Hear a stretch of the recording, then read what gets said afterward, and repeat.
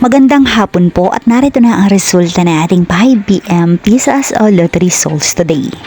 Ngayong araw po ng Wednesday, March 11, 2026.